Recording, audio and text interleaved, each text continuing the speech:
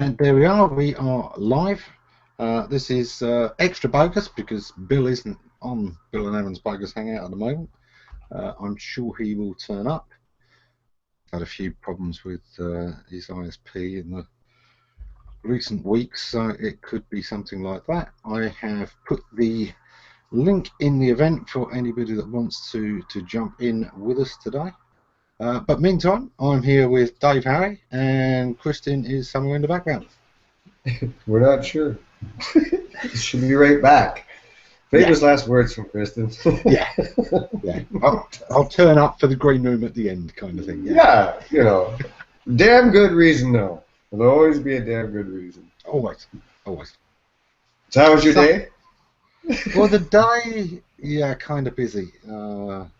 I had an extra webinar to record yesterday, so what I usually do is, get through a lot of jobs on Monday so that I've got Tuesday afternoon free to kind of take it easy, catch up with things a bit, and feel all fresh for the Bogus Hangout.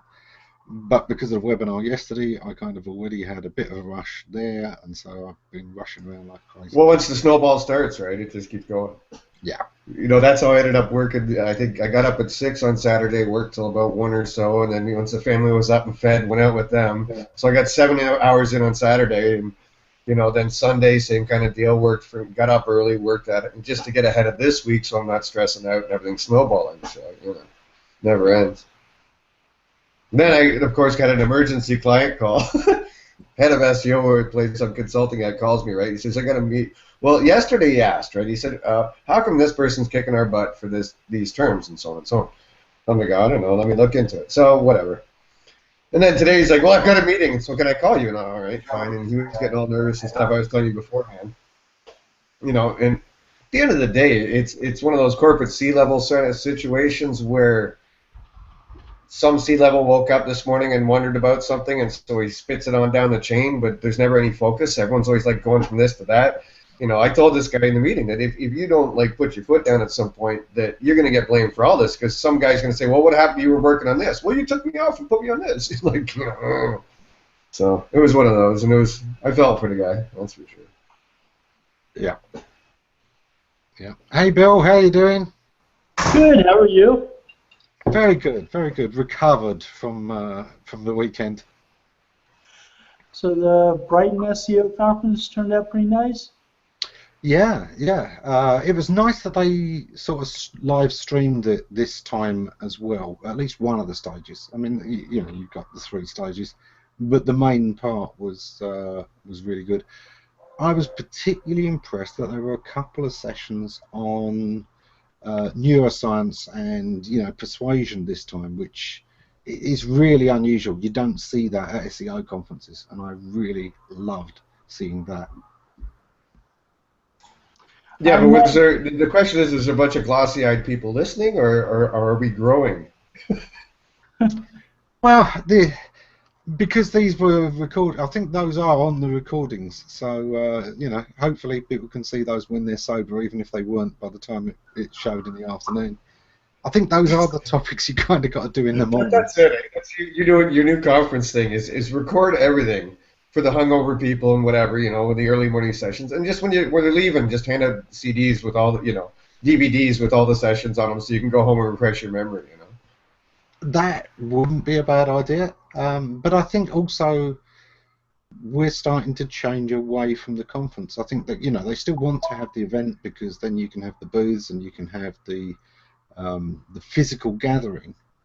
But I do think that these things are more and more branching out into social media. You watch the Twitter stream when any big conference is on, and it's quite interesting. And I think that we will see more of that, where we will see more sessions live streamed and people being able to live comment outside. Things did get into contextual though. The problem I tend to have with the Twitter stuff is I don't know the context. It's like a little blurb, with a hashtag or whatever, and I'm like, well, what's the context? We get into that whole John Mueller, Gary Elias thing, and thus I prefer a video. Like if I could actually watch the presenter saying it in context, in his own words, with whatever slides, etc., then maybe I'll take something from it.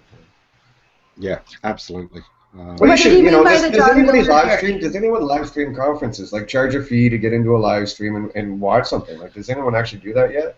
Yeah. I think it's Social Media Examiner. I believe. No, I meant those silly SEO people that are behind the curve. Yeah, I just don't know of any. No. Probably be a good idea. No, at the moment, nobody is. A few experimented early on with webinars, of course, and monetizing those. But the idea of doing both, a webinar and a conference, I don't think gets out there as much. But to be honest, I don't even think charging for the webinar is the way. I think you do it exactly the same as Brighton SEO is. Stream it all and have sponsor messages to raise the money. Well, yeah, and you're the conference itself. You're selling the networking anyways. Lean more on that. That it's you're going to learn some stuff there, but you're also going to meet people and hang out with people and pick the brains of other individuals. I think that's if they lean on that more, then you have less of a worry too about losing people at the shows. Yeah. Yeah, because I'm really looking forward to the idea of international conferences. I mentioned this a few times, but the idea of having a conference that's occurring in 3 physical destinations, but maybe continents apart. Hey, we went, and speaking of live streaming various seminars and stuff. Hi, John. That's kind of your thing, man.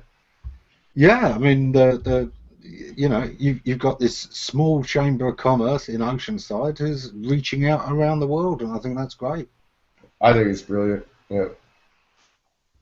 They really do need a connected, the way cities used to do the twin city with so and so, and they pick another city. So I'd love to see Oceanside do that with another chamber of commerce somewhere completely different, and really swap lessons. We used to do that with the sister city in Japan, with Oceanside and Carlsbad. We would do that with them. That was a lot of fun. Yeah, no, Japan, come on. That's my connection. I tell you, no, my kids are quite into Japanese culture. It's a thing these days. So, like I told my son, if I ever go to Japan, I'm going to get a T-shirt that says WTF ? And just walk around Tokyo all afternoon going, oh, they'll love it. Because roadkill pets, like they're like roadkill dolls, and they're very popular. And some other unspeakable things, but yeah, Japanese. Love y'all. That's the only other country other than like Canada and Tijuana. Tijuana is not a country, but that's the only part of Mexico I've been in. But that's the only other country I've been in is Japan. But so it's very special to me, and I was dancing there, so that makes it even better.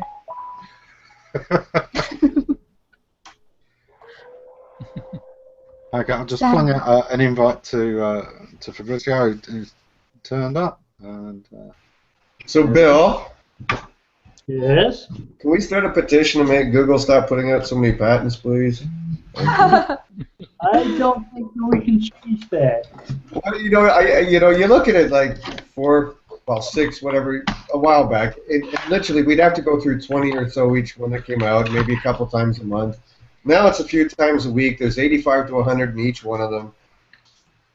I'm finding I have to go through the WIPO website too, World Intellectual Property Organization, because they're issuing patents there that aren't showing up on the USPTO website. Oh, don't tell me that. Oh my God! Yeah, it's getting out of hand. But I started because I stopped adding to my collection. Like I've always been sorting them since '09 or something, and so yeah, I've been going back through about a year worth of them, and literally there's 400 or 500 a month to try and get through and find the ones that I'm interested in, and it's just going mental lately. So yeah, it's nice to have a collection though. Yeah, but Bill, you'll be happy to know everyone at Brighton SEO was saying, look, we've got to get Bill over for the next one. So you got 6 months till the actual next one. Or of course, there's always next year. Bill, you'll you'll be happy to know everyone at Brighton SEO was saying, look, I think that's the new guy. Rob is not new, man. No, we don't even have to be nice to Rob. He's like forever. So. Yeah. Oh, okay. No. I might have to do that. I'll just mute Rob briefly while he's getting the set up. Well, he's getting himself sorted. While he's getting himself sorted, yeah. Yeah. Rob's been around forever, Kristin. Rob's been around forever. We don't have to be nice to him. Yeah, he was at Brighton SEO as well. One of the ones I did get to meet, thankfully, although we didn't get long enough to talk. It was kind of like that. Really didn't get as much time as I wanted with anyone, but it was very cool. Fab. Hello, hi everyone. How about you? What did you think of Brighton SEO? It was actually good. I think that aside from having missed the World Conference, we had quite a lot of fun. And to be honest, like sometimes in those events you can learn stuff eventually, but then like I think that there's nothing better than actually talking to people. Then a few of the talks could be good, but probably over a conference you're not going to be interested in everything that there is out there. But like yeah, I enjoyed the social side this time more than the. In other words, he spent the afternoon in the pub with me, which was cool. Exactly. Well, I decided to not just sit around and watch social media and be jealous, and so we went to Laughlin, and we were drinking in different kinds of pubs. The gambling kind. And I was doing so good. Willy Wonka, that's my game. Veruca Salt, I got her like 5 times. I don't know why. Look at Fab there. He's eating healthy food. You can't be an SEO and eat healthy food. Where's the pizza? Come on, next we'll find out he's drinking water that isn't a glass of vodka. Exactly. Well, I'm not sure whether this sushi is so healthy. I just like it. Yeah. Probably not as much as people hope. I love sushi. There's some great sushi restaurants in London, of course, these days. Have you ever been to Nobu yet? Think so, but I'm bad with names. Where is it? South Kensington is the main one. That's the one that was in the movie Notting Hill. That was the restaurant they were in for that. But fantastic range of Japanese cuisine, but some of the best sushi I've had in London. There's a couple of others that rival it, and they're things like the beef teriyaki are fantastic. Yeah.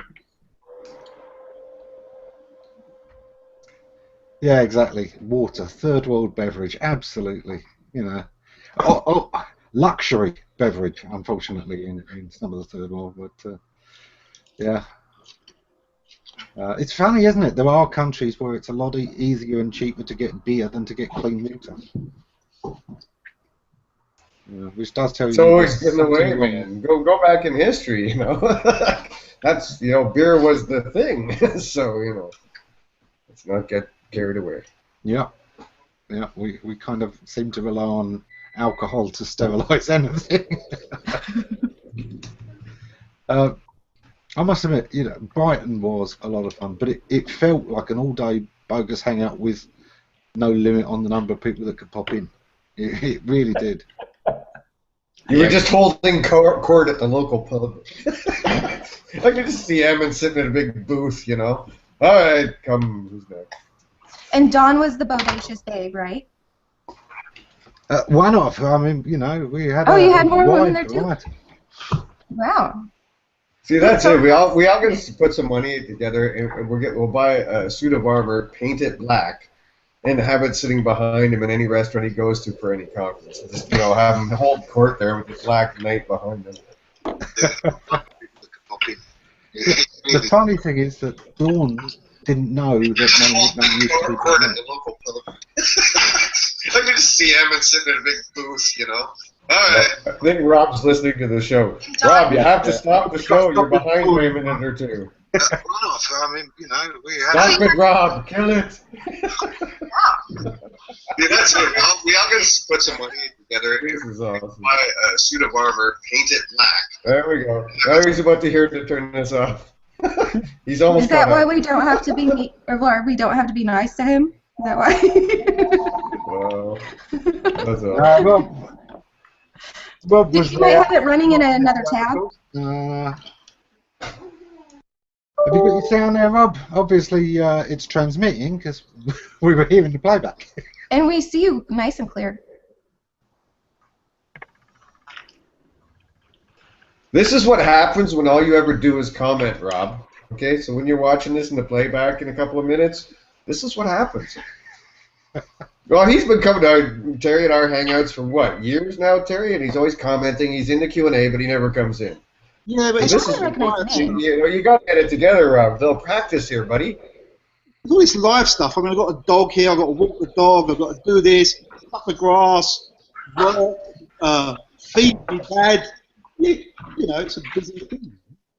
This is practice. Write an SEO and see Ammon. You're not going to start mowing the grass at this bloody time of night. It's dark. That's very true. Unless that's a euphemism for something. I hate to think that. Well, no, apparently so many SEOs in the room, we have to kick Ammon out now because he just outed you. He has officially outed you, so he's not allowed in the kids group. He's not allowed to play with us anymore. It needs to be Bill's Bogus Hangout. Yeah. Yeah, I mean, I want to see some air guitar. The old. Well, we've got the audience doing that part at the moment. It gets there. It gets there, believe me. It gets there. Oh my goodness. So, Rob, it was good seeing you at Brighton. What do you reckon of events like that? I mean, is it mostly the networking, or do you still find that some of the sessions really sort of have some good stuff? Shamefully, I don't really go for the sessions anymore. A lot of it is the regurgitated stuff. I'm there for the networking, see old friends, see new friends. That's the main purpose. But I think they're great in the sense of clearly there's still a lot of interest in the space. A lot of the younger guys are really keen about it all. So yeah, it's a good thing. In fact, it's so good that next year I understand is a bigger venue. Yes. Well, 6 months. The next one is the bigger venue. What they're doing is they're moving it to the actual Brighton Centre, the big conference centre, the one that the political parties use. Okay. Partly, I think that gives Kelvin more room to do different things with.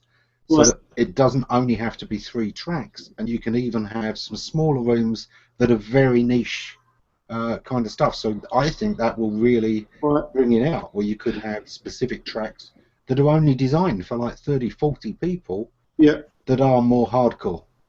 Yeah, kind of more engaging stuff, like kind of one-on-one almost. Yeah.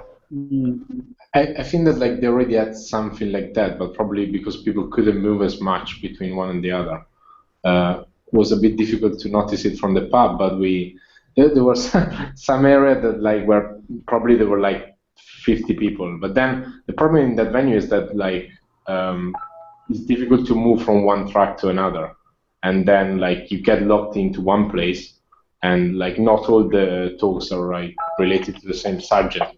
And you may end up listening to something that you just want to kill yourself, probably, and then you just leave the whole thing. And but like, yeah. But I think it was very good to see the vibe from young people. Like, so many people queue. I never seen such a queue. And then, like, most of the people, like at the end that do SEO in London is always the same bunch of folks. So like probably there were a lot of new people coming from companies that maybe don't do this for a living, or at least are interested in the subject. That was quite nice.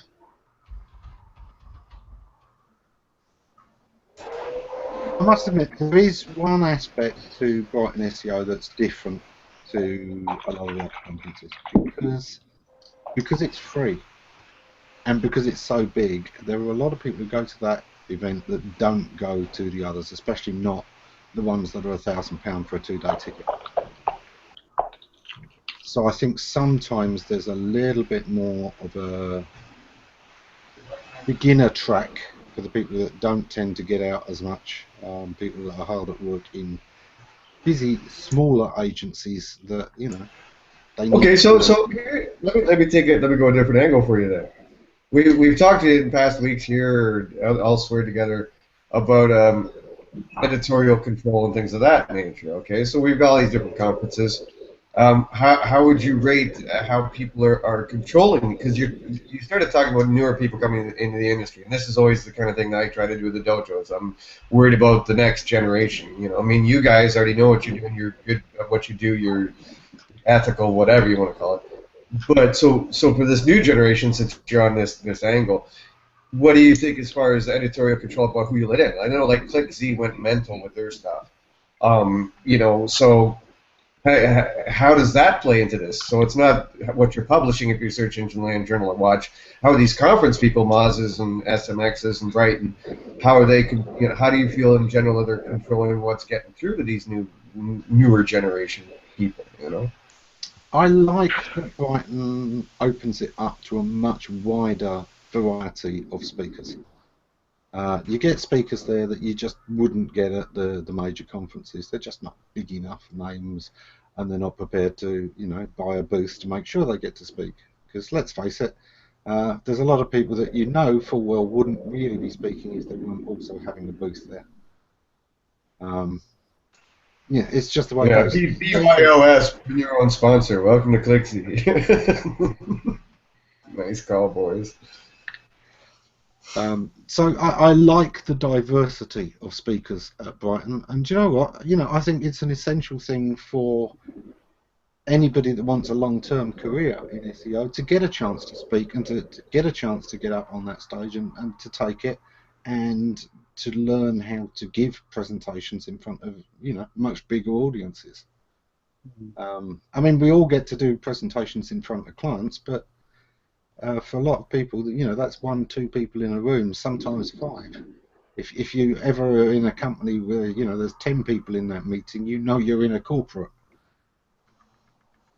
And half of them are only there to nod. Well, you know, I don't do conferences like speaker or anything, but I think it still would be tough if you got a half hour, 45, an hour even, for one little piece of what we do. You know what I mean? That's still like you know, we do 1-hour shows all the time, right? So it's amazing how quick that hour disappears and like how much you can teach. I'm assuming that's got to be, you know, something you got to consider. Yeah, the timing's different because, you know, you're doing a monologue, and talking for 20 minutes non-stop is tough for most people.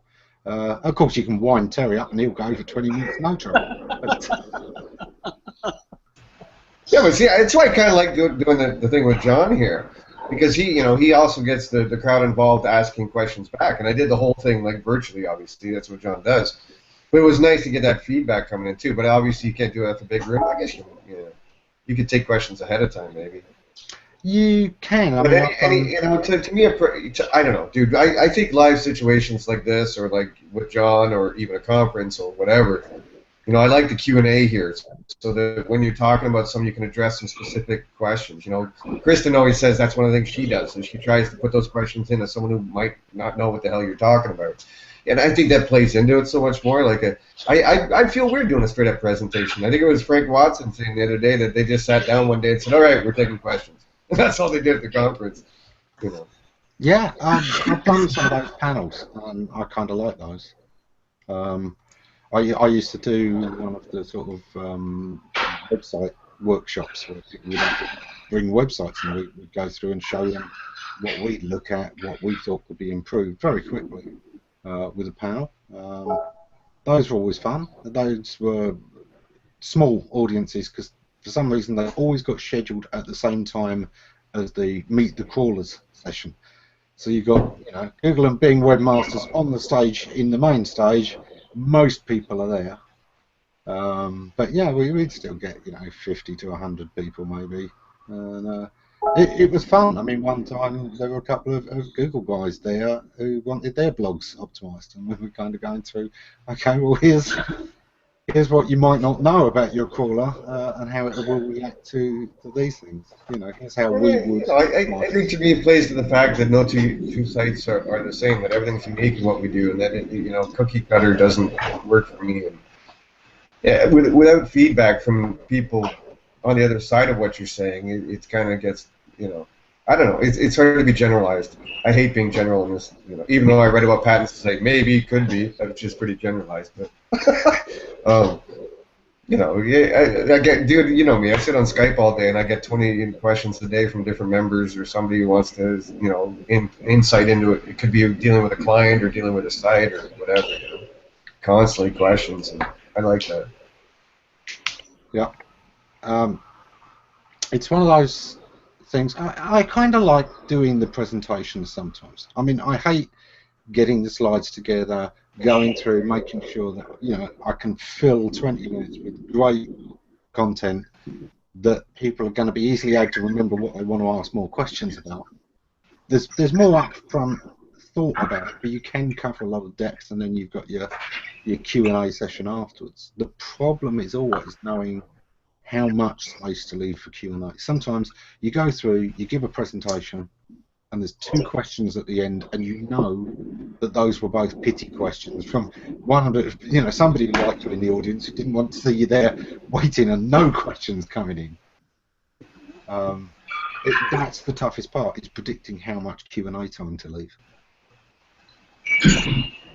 I guess it's also down to the people moderating the whole thing, because like the person that is moderating can either jump in with question. Well, I don't know. Again, I don't do this kind of stuff that much, so I'm not one to talk. But to me, even when I'm writing a blog post or anything, I'm trying to create questions in their mind when I'm writing. I'm trying not to fill in all the blanks. When I write, I try to.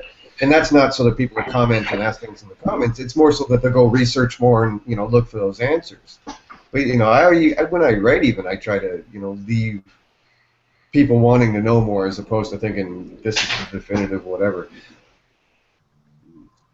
Yeah, we just had a comment from Johnny. That is the 1 hour shows, Dave. From what I understand, you guys are on for up to 5 hours. Yeah, I know.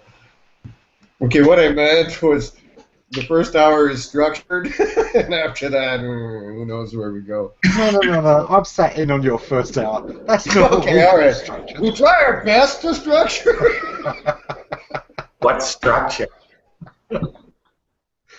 But I mean, personally, I kind of like that, and again, it's what I get from the conferences. Going back to what Rob said, often the real discussion is where I find a lot of the value. I think the presentations are cool, especially where you've got something cutting edge and new.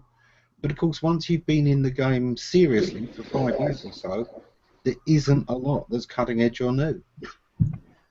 Well, and again, every day of the week, I'm in one of our groups or on the forums or in a Skype thing, or I'm constantly broaching new concepts and ideas, and hey, so it's an ongoing dialogue for me. It's not a, get together with a bunch of smart people. It's like I hang out with them every day, so it's not even that anymore. You know what I mean, dude? It's just like constant evolution myself or with the people I'm around, and like I was saying, we were talking about that big corporate thing with Frank today, and everyone dug into that for about an hour and a half, and it's just and it's stunning. It's nice to have a community, a set of connections, people around you all the time talking to them. Because I actually have no life, So really, this is all I do. Yeah. When Ammon hang out, you can let him Bill in. Apparently. I have no idea why. We've got the link out everywhere. He's going to have to reboot Chrome again from the looks of it. Unfortunately, Chrome every now and again, I think it gets a bad cookie in there, and that's it. It just keeps kicking you out until you can flush the cookies. Yeah, a couple of weeks ago when I joined one and things weren't working, you said to just close it and restart it, and boom, it worked again. So yeah. That always. If you ever look in your task manager, it opens up a new process for every tab you open. It's not like Firefox. You know what I mean? It's like look in your task manager sometime. Chrome's like. Yeah, everywhere. Is there a limit to how many people are allowed in a Hangout? 10.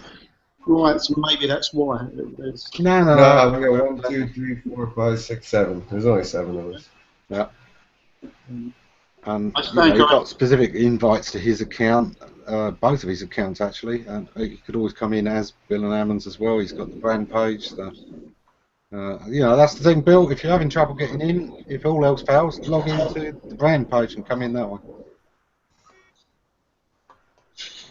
So, Dan, I'll come to you in a second because I know you usually go to Brighton SEO, and I know that we spent some time there this time around. But John, I wanted to ask, do you go to any conferences? I mean, I know you've got your Chamber of Commerce meetup, but do you go to any or many events? Not lately. Back in the 90s and early 2000s, I spoke at conferences, and did presentations on development and stuff. I did a lot of Borland conferences, and so I did a lot of conferences for many years, but in the last 10 years, very, very little. See, that to people who don't know, Borland is a brand. It's not that you've got search engine land, marketing land, and bore land. It's not where boring people go to learn.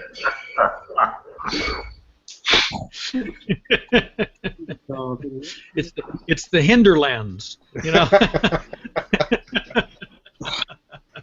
So, Daz, you were kind of taking it easy this year with Brighton SEO a little bit, weren't you, for the Valencia trip? Yes. So I got there for about 10:30, and then I left about 9:30 in the evening. I was home by 11. That's not bad. That's not bad. Yeah. Interesting drive home. I went and someone said a couple of years ago they got more from talking to other SEOs outside of the presentation. Like you said, like the experienced SEOs who've been doing it a long time. And I sat in 3 presentations last week, and I have to admit, I was sat with Oni at one point, and we both looked and laughed. There wasn't anything new, but there was also one person contradicting themselves.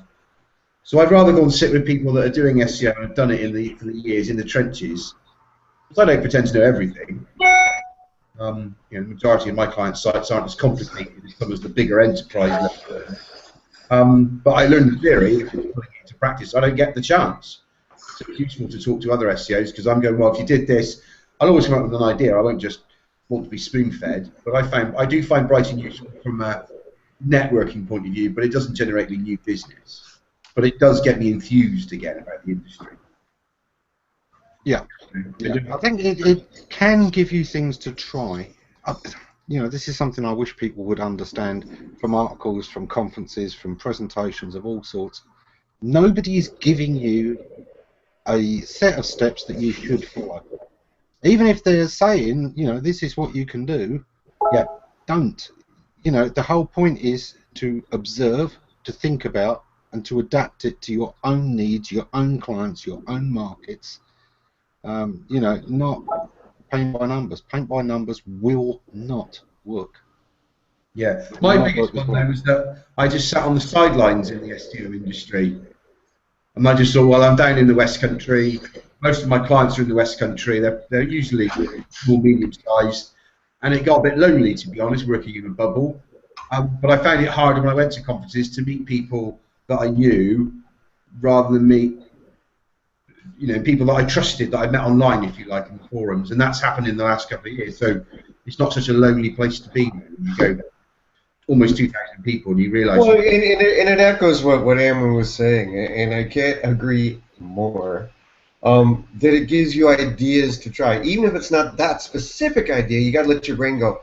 Hey, what if I took this idea from what he's doing in this market and transposed it to my market, adapted it a bit, repackaged, squished it up and went like that?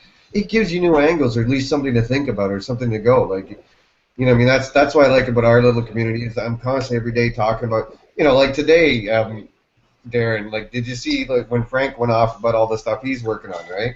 No. I've been on with clients today, and I haven't had much chance. So I am going to look later. But no, Yeah, go look at the Skype chat there. He just goes off on this thing, and everybody started jumping in. And it's not relative to everyone, but it starts, again, just like Ammon's saying, when you're around it, when you're immersed in the chatter, as opposed to, like you said, working in that bubble, you know, different ideas come to you. And literally, that you know what I mean, that's so perfect. Because not everything you learn is going to be applicable to your situation, but if it gets your brain thinking in a new direction, that's good for you and the client, right? So, you know. Yeah, exactly that, and it's why SEO knowledge is always, you've got to treat it as a buffet, never ever as spoon feeding. And I hate when publishers try and spoon feed you stuff instead of laying out a good buffet. Oh no, we get that from time to time with the Go ahead, Terry. Sorry, man. I said that should go for Google too. They should shut their mouths, quit spoon feeding them, because it's all crap. You know, we've had people over the years, Terry and I, in the dojo that come in and you know, within like a couple of weeks want their money back or whatever. And we're generally like, sayonara, have a good day. Here's your money. But the problem is they're not asking questions. They're not getting involved. Like Terry's saying, they want spoon fed. They want like a menu that says A, B, C, D, E, F, G. Go do it, and you're going to rank. And that's just not how the game works. You know, each market, each client, each set of resources you have to work with, they're always adapting every time you move, and you got to play with that. And then obviously Google moves the goalposts. So you got to be thinking on your feet, and that's what we try to teach people is that, you know, again, that nothing is set in stone. It's just there, like you said, to create new thoughts and new ideas and creativity. Yeah, looks like someone else is having a little bit of trouble. Anyone who's having trouble getting in, Google Chrome updates regularly. You know, just quickly shut down the browser and open it up again, or clear the cookies and shut it down and open it up again. That usually fixes it. Or use Chrome. That's what Google wants you to do. No, it'll still screw up. That's the whole problem. I find it a lot easier with Firefox sometimes, except of course now Firefox is becoming Chrome, and you know, you're not getting away from it. They're all Chrome. IE never lets me down. IE. I've heard of that somewhere. What? Yeah. Don't do it. The world probably uses it. IE4, the best. IE. Isn't that what the third world use? Comes installed on really old computers. What's the browser share these days? I mean, I still think I was looking at an account the other day, and one had about maybe 15% a market share. Just it's still actually got something. No, I've looked at some different, you know, again, depends on the market, but I've looked at some analytics and client sites, and it's still up there in some instances. Yeah. It's not that far behind Chrome, actually, and is ahead of Firefox. Yeah. But still, you got to look at the site. If you're developing web, if it's for web developers, that's, you know, not going to be IE for sure.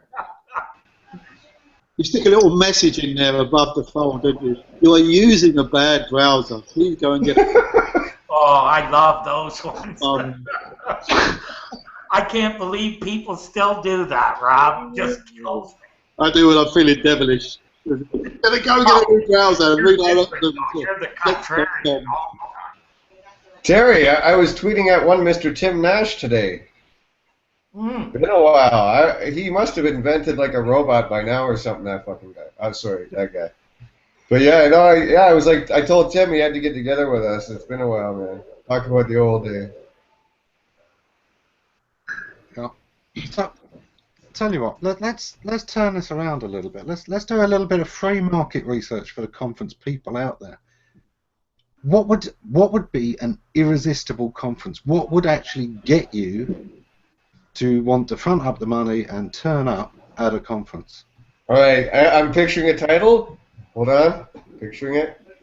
Terry Van Horne, ... live and unleashed. Done.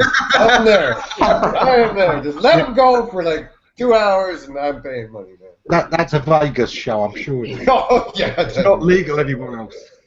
Yeah, it's got to stay in Vegas.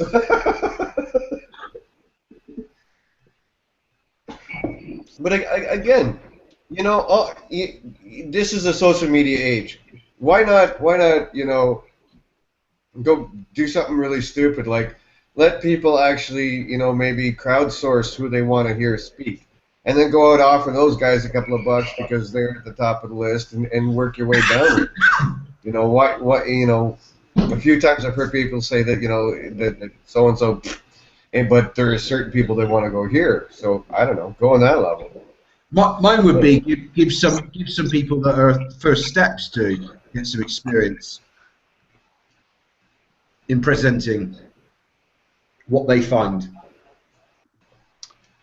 Yeah, I don't know. I think Toastmasters already do that, and I mean anyone who wants to get good at presenting, you know, forget any of the rest of it.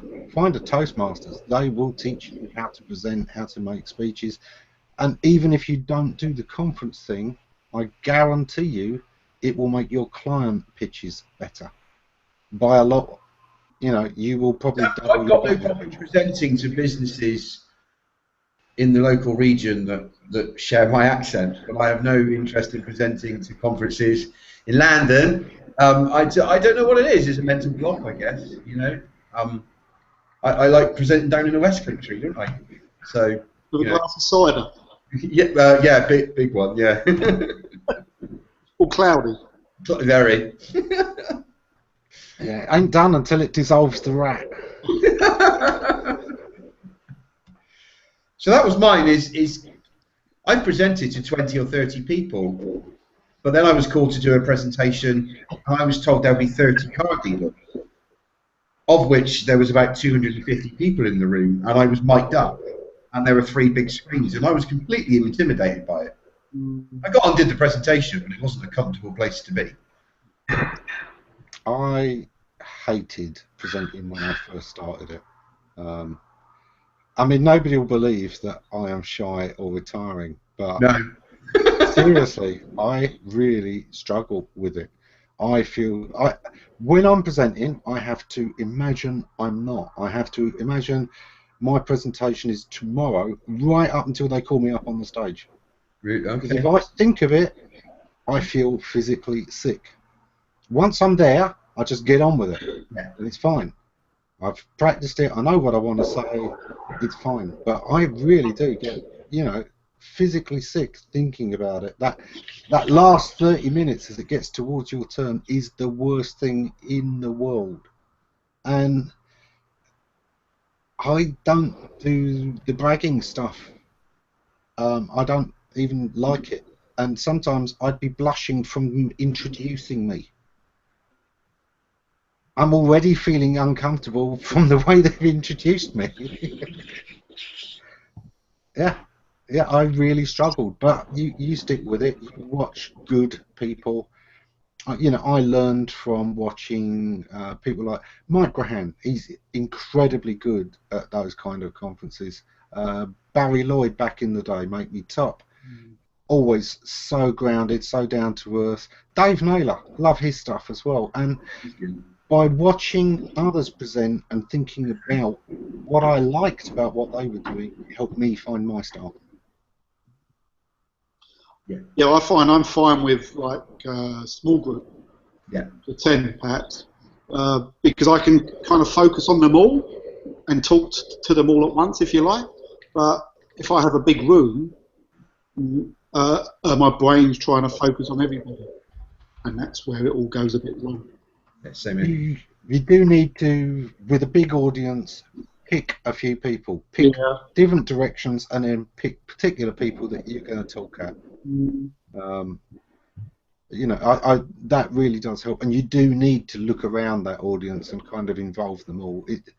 It does get difficult when you're in the audience to feel involved, to feel like the speaker is still speaking to you if he's just looking at a fixed point and you know, all the time, never looking in your direction. Of course, I think as I've aged, of course, I've decided that, well, I guess I've found other ways of doing things. wouldn't say I've avoided that stuff. It's just if someone says to me, Rob, I've got an opportunity for you here, you can either do this or that or this. If it involves speaking to a load of people, I'd probably swerve it. And now I don't have to, so I guess I just don't do it. It's not really in my comfort zone. It's weird. Yeah, I don't care for presentations. I love questions. I can talk to any amount of people. It's all the same. But presentations... He lies. He lies. One stupid question and he's gone. It's a bit like, I don't know, get up there and perform, you monkey. Like, be all structured. And I tend to be a lot more organic and fluid and just, I prefer to go with the flow. Yeah. It's like, you say, Terry. I think that's why we're kind of here, though. You know what I mean? Like, people say, why don't you write so much anymore? I'm like, because Terry and I get to talk now. I don't have to sit there and type. It's like, just come bring questions, talk SEO, and it'll spill out of us. We don't need to write it in a blog post and format it and everything else. Just come talk to us and say anything you want. Just bring up a topic and away we go. Rob, you know that from the last couple of years watching us. Like, we just, Yeah. There's topics where you do need the structure. The last one I did for Brighton SEO was, of course, to delete Google Analytics. If that's I know you have to, but I just don't enjoy it. I was just listening to what Rob was saying about organic and everything. I just prefer that. You know what I mean? It's just since like when we did podcasts, I was still writing and doing podcasts. Once we discovered Hangouts and they just showed up, now you can interact on the fly and everything else, and I just prefer that personally. That's all. But you know what I mean? There's times when you need to write that article, aren't there? There's times when you've got a topic and you need to present it all in a go and then have a discussion about it when you've said the bit that needs saying. And that's what presentations are for, is, find that thing that you need to explain in detail before you can have the discussion. Well, again, I don't do these, but from what you said earlier, that's that whole juggling point, like you said, is how much you leave for Q&A. Meaning, if you completely confuse the hell out of them that they're scared to even say anything, you end up with this 10-minute Q&A or 15 and you got nothing to fill it with. That'd be the juggling point, I guess, isn't it? I don't know. For me, the hardest part of presentations is every one I've seen, I was so disappointed in it. I didn't want to be like those people. Like, just saying what every other person says. I just wanted to give them something that was worth it. And see, I think you're giving away the farm too. You got to keep some back for yourself. See, I think even if I ran into dead space, I'd be fine. I still go play guitar and sing down at the local pub, so I'm used to being in front of crowds and stuff. I've been doing that for 30-odd years, so I guess I guess you could just freeform some parts of it. I don't know. That'd be about it for me. I don't know. I'd start with half an hour presentation, leave half for Q&A. For anyone in the audience who doesn't know, no, he doesn't mean on stage. That's just how he goes to a pub. He's been thrown out of so many. Monty in the audience had a great one. Said the worst about a presentation is finding out what to talk about. It is if the opportunity to speak has come up first, and then you're trying to find a presentation. It is hell. I always say you need to have something that you need to say. It's like the way I approach articles, or the way you approach articles, Dave. There's something we really need to get off our chest. That's a great presentation. I think it would, again, use a music analogy. I have to be passionate about whatever I'm playing or singing or whatever. So again, if you're I would think a topic you're passionate about is a lot easier to prepare for. I know it is with writing or shows that we do. When no rank brains mentioned, but when you have passion behind the topic, that's going to help a lot too. Like, instead of just trying to fill a void, like someone saying, could you talk about this for a while? And you're like, not really. And I guess also in terms of the audience, you may be talking to some newbies and some really experienced people and people in the middle. You don't want to lose people, and at the same time, you don't want to bore people. So it's like finding that balance. Yeah. I think that's doable. I think to a degree you could still speak or express to the lowest common denominator, but still find ways to entice those further up. You know what I mean? But I agree. Yeah, that's like a bit of a dance. Oh yeah, and I'm sure it comes with experience. He's quickly. He dropped the mic and walked away. That was yeah, perfect. I know. Yeah. William in the audience said that he stopped attending live conferences back in 2012 because he'd have to pay for them and find them valuable compared to, HOAs and YouTube. I think that is becoming a growing trend, that the content level on webinars and Hangouts is going up. Meanwhile, some of the conferences do feel like it's much more about the sponsorship money than about the audience sometimes. I think it depends on the hangout. Like if you're talking to people in the green room before and afterwards, or how you're conducting the hangout, I've seen some hangouts that are pretty dry. You know what I mean? They come in, they ask questions, they go in, they go out, and that's it. It's done. I think it probably depends on how the hangout's being done. And again, because we have so many people that come in the green room, and I'm sure you're used to this as well, that'll ask things about a specific situation that they weren't comfortable doing in the Q&A or on air in the comments or whatever. I could agree with that depending on the hangout, if you can actually get in and talk to the people. And I know Terry and I, well, as someone was joking earlier, we tried to do that and they last 5 hours sometimes. So. Yeah, exactly. I mean, your green room actually is a lot bigger than your show in a lot of ways. And, more informative at times. Jump in and out as well. You'll get people who, even with the Bogus Hangout, we used to get people who would only come in after the show went off.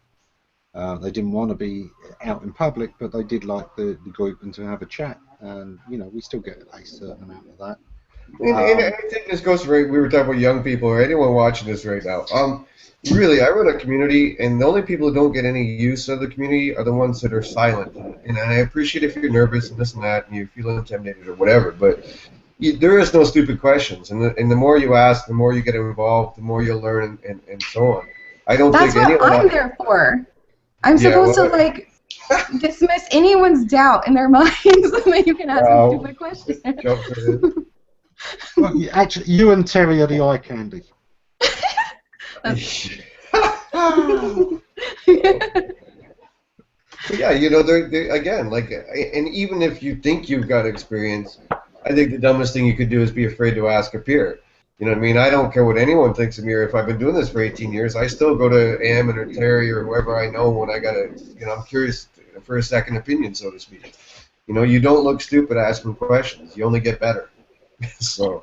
There are people who, don't want to ask their questions in public because they don't want the answers coming out in public, and that's exactly why I still run a consultancy, and why, at any given time between 25 and 30% of my clients are SEO companies. All of mine, yeah. All of my clients are consulting gigs with other people in the business. Yep. Yeah. It is one of those things. You can't know it all. And to a large extent, the busier you are with clients, the less time you've got to do your research, and you have to have people you can call on that you can trust when you need a second opinion. Can you bring up a breaking news banner across the screen? No, okay. Wow, we're lacking here. Anyways, Jim Hedger via Twitter via Facebook is saying that Webmaster Radio has been sold. Sold. Oh. Wow. To Jim Boykin, no doubt. Why not? He's bought everything else. Well played, sir. That's funny. I think that's called procurement, right? Yeah. Oh, that is. Yeah. Hold on, let me dig it up. I've been holding out, waiting for the offer. Come on, Jim. We ought to have a chat. We're for sale. Offer us enough. I remember Terry and I were trying to get it through to Darren and them, I don't know, a year or two ago, Terry, that maybe the whole concept of Webmaster Radio might be a dying art form, and you want to start rebranding. So I think it's just the idea of things going. It's got to be much more like the podcast. It's got to be, the way TV is going on to catch up on demand. everything seems to be on demand now. And Well, in video, man, like, you know, I literally get at least 1,000 people a week that show up to see me one time and leave. Because they just had the simple question, is this guy big an ass in real life as he seems when he writes? You know, and my wife just yelled, yes, he is. Thank you, Derek. You know, and so they go, oh, yeah, okay, he's just that big a dick. And they leave. You know, so I don't know. I always thought they should go to video, but no one ever listened to me. Jenny in the audience was agreeing with you, Dave, and you know exactly the same thing. You know, one musician's thing here is they really do understand this. A presentation is a form of art, and it's so true. I do think that there is an element to presenting that is absolutely art form, and whatever you do to build that up is going to help. Like I say, if you want structured help and education and really expert critique, I can't recommend something like Toastmasters enough, because they really do teach you how to communicate your points effectively and engagingly quickly. But if you can't do anything else, go and look at the Toastmasters YouTube channel, because you know there's the championships, the world championships, and the local ones, and Toastmaster of the Year and stuff like that up there. Look at how they're presenting. Think about that. There's even a lot in common with long-form letters and sales letters, because there's often a lot of storytelling in a great presentation. If you watch Ted... Exactly why I suck at both of those. It's worth mastering that. Yeah, I really do think it. Well, you've known me long enough. You could just imagine what my articles look like before I have to edit them. It's like everywhere. You know, I'm gonna have to spend 3 days trying to cut myself into something that's actually readable. So. Yeah.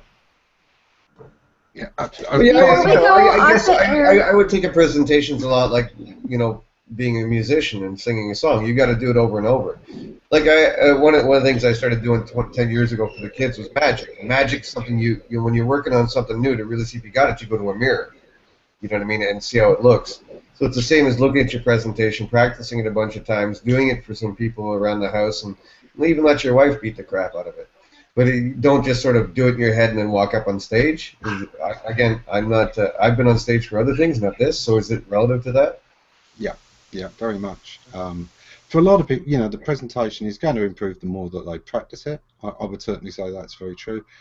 But there's also that element where you can jam.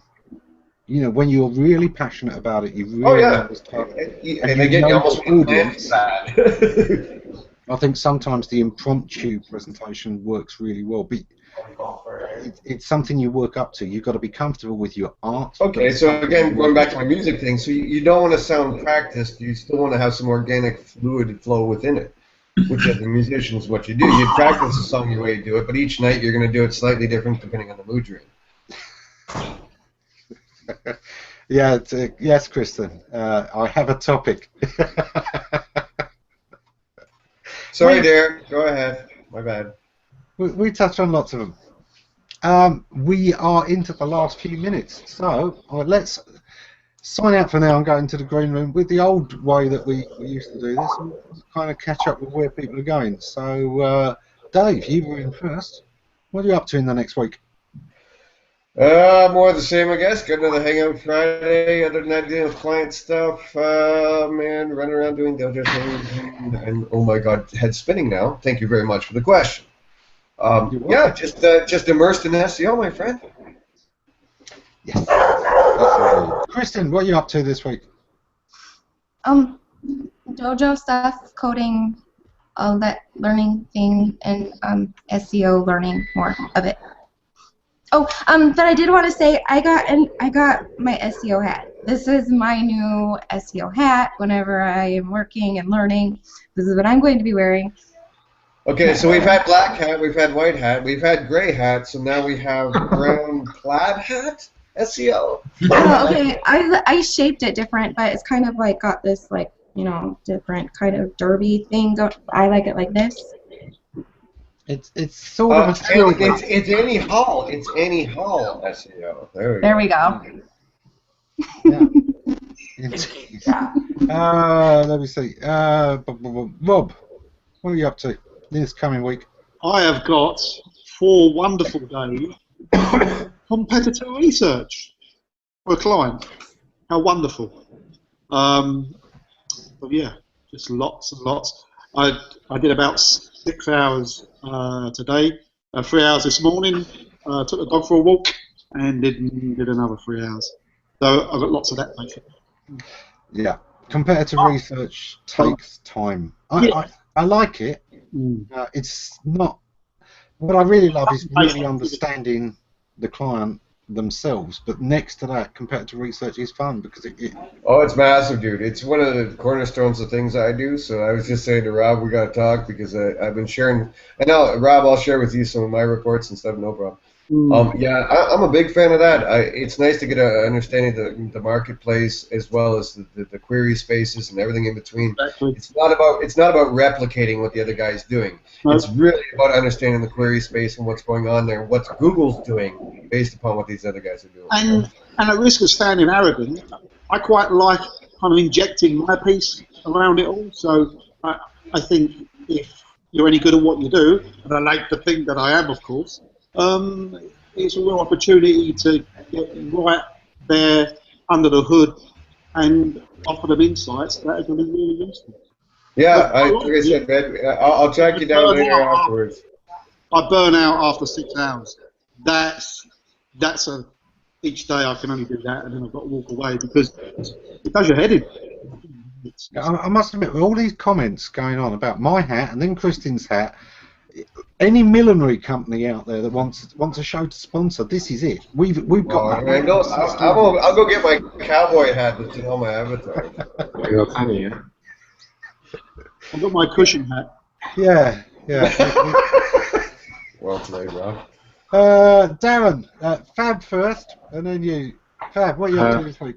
Last day tomorrow, and then I'm flying back to Italy. Hopefully to find some good weather. Today was almost snowing in London. I don't know, there was some funny stuff coming down and the temperature is colder. So we had snow. Yeah. Only for about 5 minutes. Fabio, this is how it works in England. Yeah, so I'm looking forward to the weekend, but I'm not sure whether Italy is actually going to be as hot, but yeah, let's see. Cool. Darren, what are you up to this week? Other than scheduling that meeting. I know, which will probably be next week. I'm meeting a potential new client tomorrow at all places of a garden centre for coffee. That's thrilling. You've reached that age, mate. You know. Yeah, garden centres and village halls. And then Thursday I've got a HR event to attend most of the day, so I learn not to disrespect my staff. And then Friday I've got in-laws coming down from Cambridgeshire, so I've been ordered to tidy up the house. Cool. John and then Terry. John?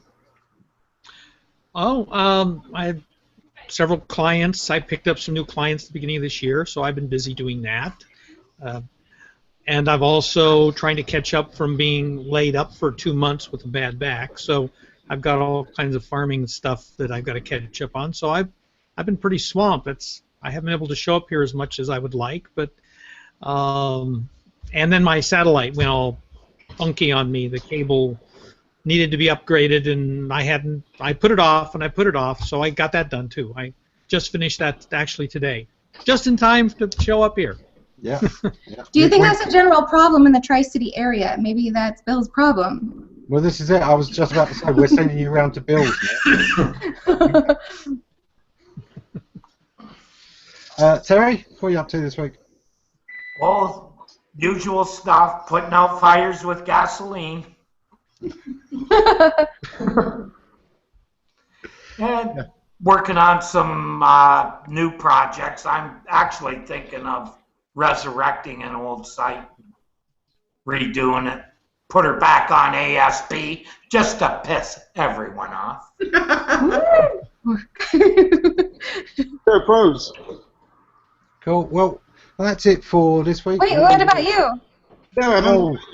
Yeah. I'll tell you next week what I was up to this week. Oh. Well, I'll tell you lot in the green room. That'll teach the rest of them for not getting in here in time. Take care, everyone. Thanks for joining. See you next